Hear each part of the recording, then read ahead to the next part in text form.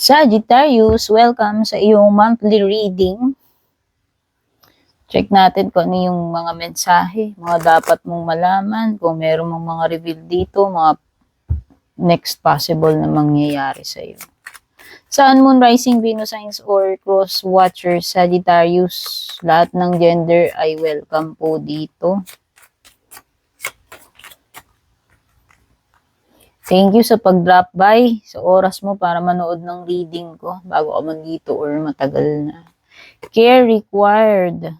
Latag muna natin mga cards mo. Meron kang twists and turns, wisdom, love.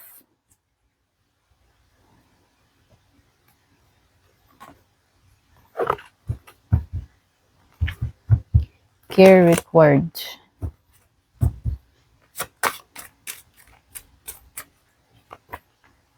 So, love reading mo, meron ka ritong both, soulmates, mirror, grim reaper,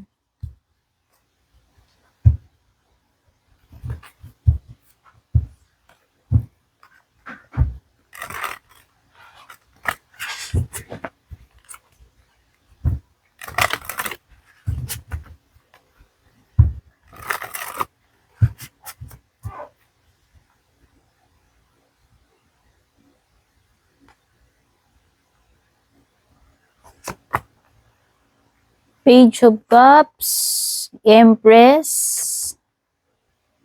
Six of Swords reversed, Seven of Swords reversed, at the bottom of the deck, Ace of Pentacles. Okay, kunin na natin itong mga unang cards mo. Kailangan mo daw mag-ingat, Sagittarius, according to the first card. Protektahan mo daw yung sarili mo against deception. At mag-ingat ka raw when it comes to mga decisions, actions mo, naman yung mga gagawin mo kasi meron kang tendency na magkaroon ka ng mga mistakes. No? Itong month na ito. Twists and turns. May mga changes na mangyayari. Actually, may mga plano ka rito, pero parang merong mag-iiba kasi nga may ipapadala si universe na twists and turns. Ito yung mga hindi inaasahang ganap. Kaya nga magkakaroon ng mga changes dito kasi may mga unexpected situations na darating. And kagaya nga nung sinabi ko, pwedeng yung iba or karamihan or kung ilan sa mga pinaplano mo, pwedeng hindi yun yung mangyari, matupad dahil dito sa mga hindi inaasahang circumstances. Merong mga changes, interruptions. Oo. Sabihin na natin, may mga unexpected na mangyayari kaya magkakaroon ng interruption when it comes doon sa mga carefully made plans mo. Sabi dito, make sure daw na you get lots of rest para daw makakope ka dito sa mga twist and turns na ito na hindi mo inaasahan. Wisdom. Sabi dito, instead daw na mag-focus ka sa iyong past, i-let go mo na yung past na yan. And kung anumang mga nangyari sa past na hindi maganda, mga lessons learned, yun yung i-apply mo dito sa iyong current situation. Kumbaga, past na yun. Kung nagkaroon ka man ng mga pagkakamali doon, hindi man maganda yung mga nangyari, yun na yung pinaka-lesson learned mo. Yun na dapat yung, kumbaga, meron ka ng napulot na wisdom doon sa mga nangyari sa past. So, mo nang ulitin yun, and i-let go mo na yun.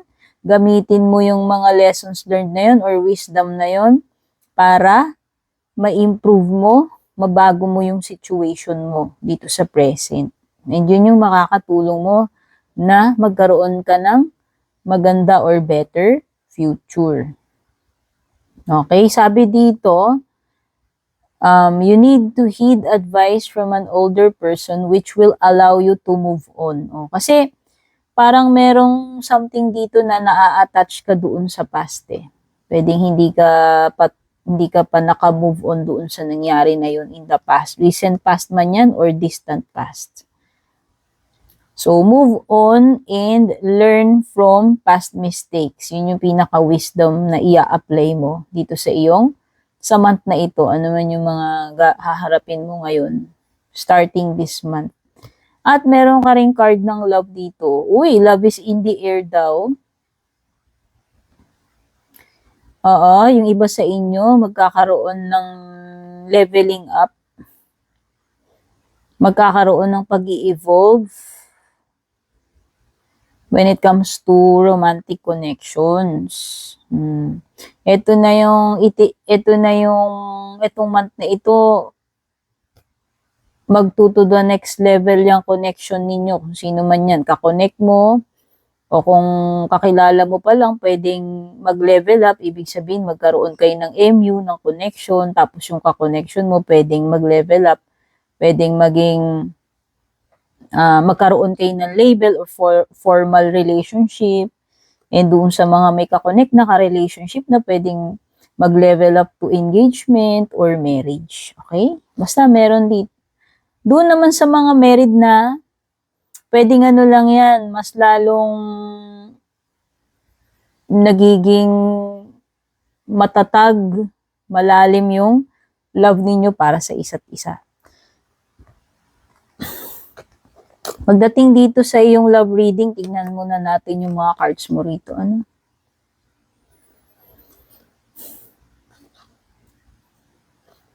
Okay, at lumitaw ang Grim Reaper. Pag lumilitaw kasi yung Grim Reaper, nandoon yung possibility, Sagittarius, na maaaring magkaroon ng ending.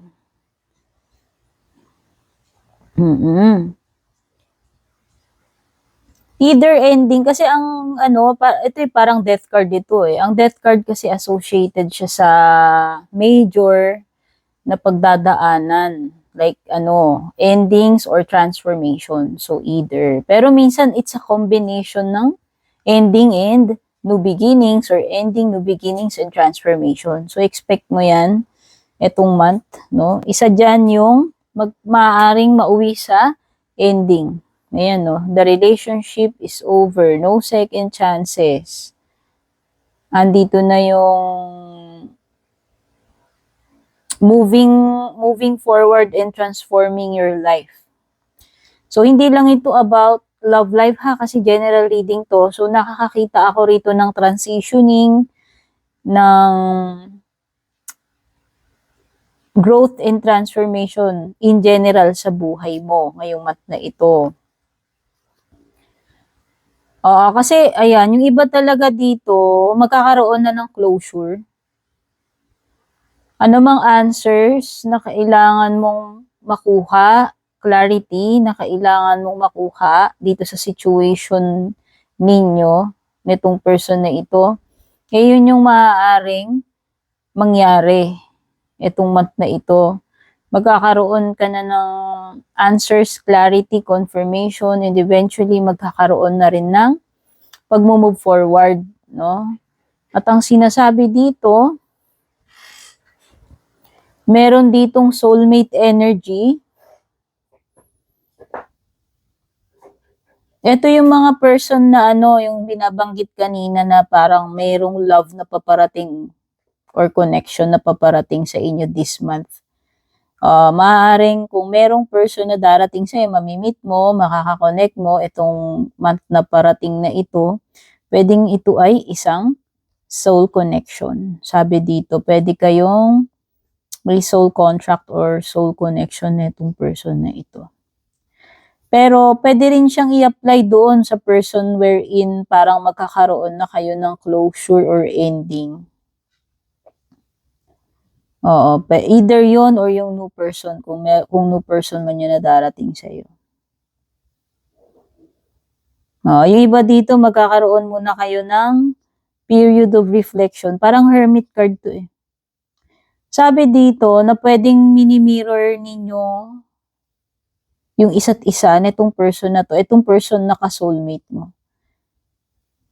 It could be na may similarities yung ninyo, mga pinagdaanan ninyo, yung past ninyo. Maybe you have similar past wounds. Or you feel or see each other sa isa't isa. Ibig sabihin, pwedeng you have many things in common or you share one specific thing na nakaka-relate kayo sa isa't isa tungkol dun sa bagay na yun na meron siya noon or nangyari rin sa kanya and nangyari din sa iyo. Basta parang ang nafe-feel ko dito sa mirror na to is you share something in common with this person na ka-soulmate mo daw, kung sino man yan. By the way, ako nga pala si Tin. Kung bago po kayo dito, hingi lang ako ng favor sana na huwag nyo kalimutang mag-subscribe sa aking YouTube channel. Pa-follow, pa-like na rin po yung aking FB page kasi malaking tulong po yan sa akin. Okay, nakakatulong din po kung isi-share nyo itong ating reading, kung ila-like ninyo, at kung pwede rin po kayong mag-leave ng mga comments ninyo. Okay, kung gusto nyo pong mag-avail ng special or exclusive perks services sa akin, dumiretso po kayo sa aking official Facebook page which is Purple Tin, Meta Verified, may check sa dulo. Mag-PM ko po kayo doon. Kayo po mismo mag-PM sa akin kung balak nyo mag-inquire about subscription. Never po akong mag-add friend, never po akong mauunang mag-chat sa inyo. Mag-ingat po kayo sa mga ganun kasi yun po yung mga fake na gumagaya po sa page ko. Okay? Salamat. So, continue na tayo. Dito na tayo sa iyong mga tarot cards. So, Page of Cups, Empress. Ang ganda. Empress is pagiging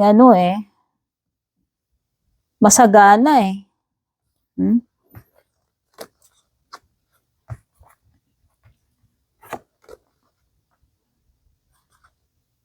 Meron talagang energy dito ng person na hindi pa nakaka-move forward according dito sa dalawang cards na ito. Yung binabanggit dito kanina tsaka dito. Nahihirapang makausad, nahihirapang kalimutan, mag-heal, nahihirapang makaalpas sa nakaraan.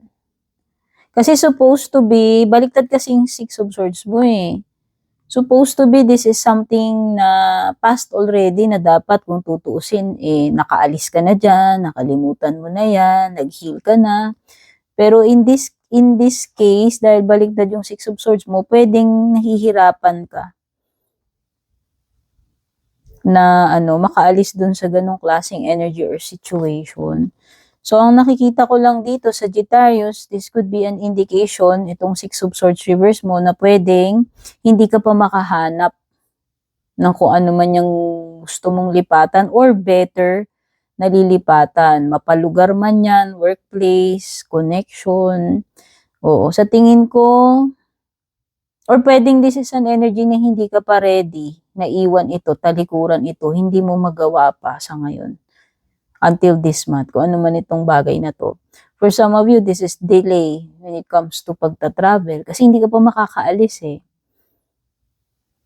Yung ibang naghahanap ng mga lilipatan, better place, better situation, etc. Ganun din. Hindi pa kayo siguro makalipat, makahanap ng better. Mapatrabaho man yan, connection, partner, etc.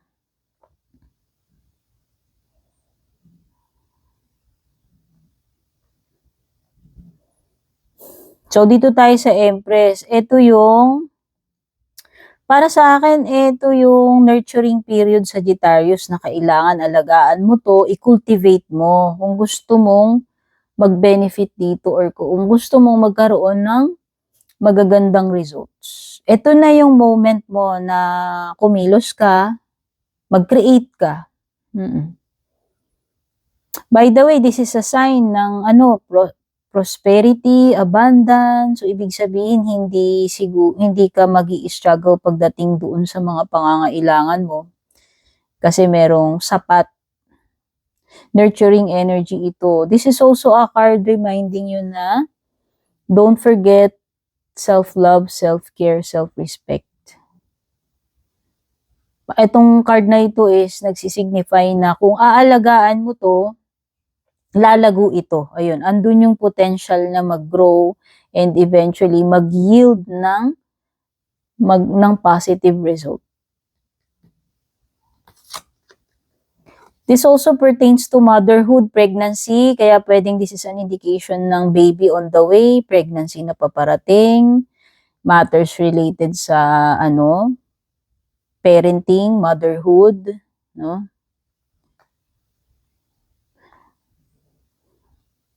Page of Cups is, I think this is a new person.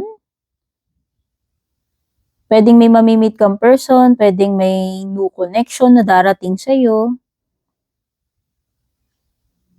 Oh, bago kasing energy ang page eh. Ito yung energy na pwedeng nagsisimula pa lang umusbong or mangyayari pa lamang.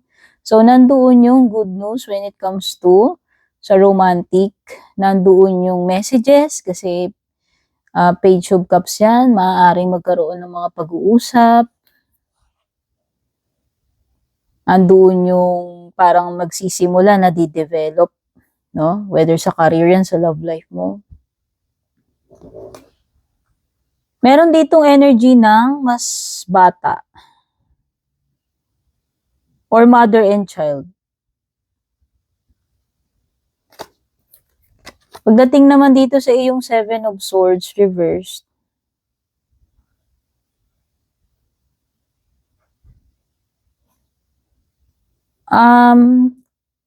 baliktad kasi yung Seven of Swords mo. Feeling ko dito, hindi ito yung mga times na kailangan mong mag-shortcut pagdating doon sa mga bagay na gagawin mo. Siguro para sa akin, ito yung card na nagsasabi na sumunod ka doon sa tamang process. Oh, wag yung mga ninja moves, wag yung ganon, wag yung mga kakaibang diskarte. Feeling ko lang. Oo. This is a person na parang itatry niya na i-correct yung mga kasalanan niya or mga maling nagawa niya. Whether ikaw yan or yung person na nakaka-connect mo. Ibig sabihin, pwedeng itatry niyang ibalik yung reputation niya na nasira or itatry niya na pagbayaran, yung i-correct yung pagkakamali niya. Or kung meron man siyang kinuha, parang may energy kasi dito na pwedeng may mawala sa'yo, pero pwedeng ma-recover pa ito eh. Pera man yan, bagay, etc. Baka ma-recover pa yan. Ace of Pentacles. Ito yung potential pero pwedeng maudlot yung potential na yan. Kasi ang Ace of Pentacles is nananatiling potential kung hindi mo kikilusan, kung hindi mo pagsisipagan, kung hindi ka mag-e-effort. Mananatili lang potential to. Pwedeng may potential pero kung wala kang gagawin, ibig sabihin, pwedeng hindi mo to ma-achieve. Okay, so andun yung opportunity, nandun yung potential. All you need to do, Sagittarius, is work. Itanim mo yung seed ng Ace of Pentacles na yan para mag-grow, i-nurture mo yan, and eventually mag-yield yan ng result. Okay? So, that's all for now. Godspeed, babush.